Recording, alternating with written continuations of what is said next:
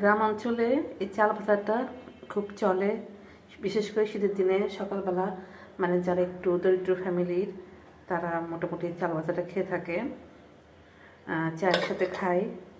এবং অনেক সময় পেঁয়াজ মরিচ যেভাবে আমরা মুড়ি মাখাই সেভাবেও খাই। তো প্রথমে আমি একটু চাল নিয়ে নিয়েছি এবং পরিমাণ মতো সামান্য লবণ পানি দিয়ে এটা ভেজে ভেজে করে চাউলটা মাখাতে হবে।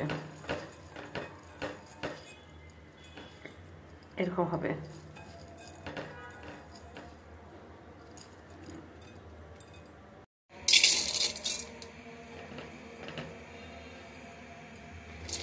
চুলায় আমি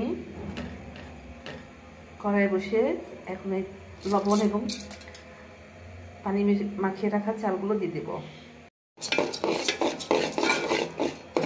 নাড়তে থাকবো অনবরত।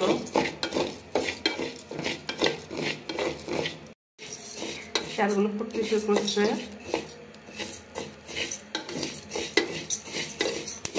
নন স্টপ এটা নাড়তে থাকবো অনেকটা আর কি মুড়ি ভাজার মতো আর কি, এরকম করে ভাজতে থাকবো আর কি।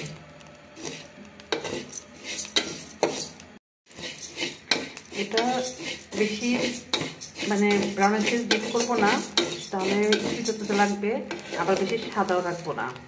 ঠিক মোটামুটি একটা কালার চলে আসলে এবং মুসমুসে হয়ে গেলে তখন আমি এটা নামিয়ে ফেলবো। আমার এটা হয়ে গিয়েছে। আরও বেশি ভাজলে এটা চিটা লাগবে। আমার শক্ত ভাজা হয়ে গেছে এবং এটা শক্ত লাগবে না।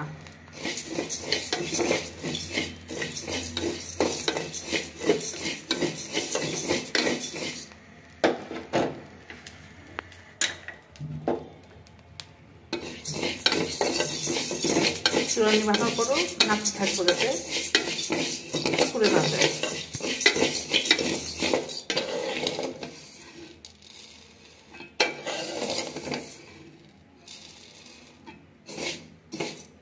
হয়ে গেল আমার চাল ভাজা। এখন এটা প্রসেসিং করে খেতে হবে পেঁয়াজ মরিচ সরিষার তেল দিয়ে। আমি এখন সেই প্রসেসিংয়ে যাব। এখানে আমি একটু তেল নিয়ে নিয়েছি, লবণ নিয়ে নিয়েছি খুবই সামান্য পরিমাণ লবণ, পেঁয়াজ এবং কাঁচামরিচ। যদি এমনি খেতে চান শুধু যখন ঠান্ডা লাগে তখন খেতে চাই, তাহলে তখন পেঁয়াজ কাঁচামরিচ সাথে একটু আদাও দিয়ে দিল। তো আমি আদা কুচিটা দিয়ে নাই, পেঁয়াজ কাঁচামরিচ এবং সামান্য লবণ, একটু সরষের তেল দিয়ে দিলাম বেশি পরিমাণ, অনেকটা মুড়ি যেভাবে মাখে সেভাবে দিলাম। এরপরে ভাজা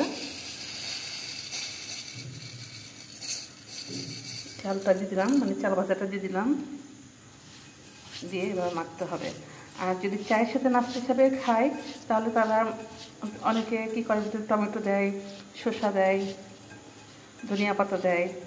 তো আমি করলাম যে ঠান্ডা লাগলে বা একটু শরীর খারাপ লাগলে শীতের দিনে যেভাবে খাই সেই স্টাইলে আমি এটা মাখালাম। পেঁয়াজ কাঁচামরিচ দিয়ে করলাম। আদাও দিতে হয়, তো আদাটা আমি দিলাম না, এবং সরষের তেল দিলাম বেশি করে।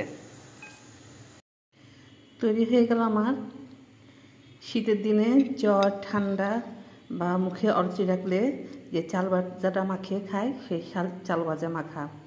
এর সাথে সাধারণত রং চা খায়।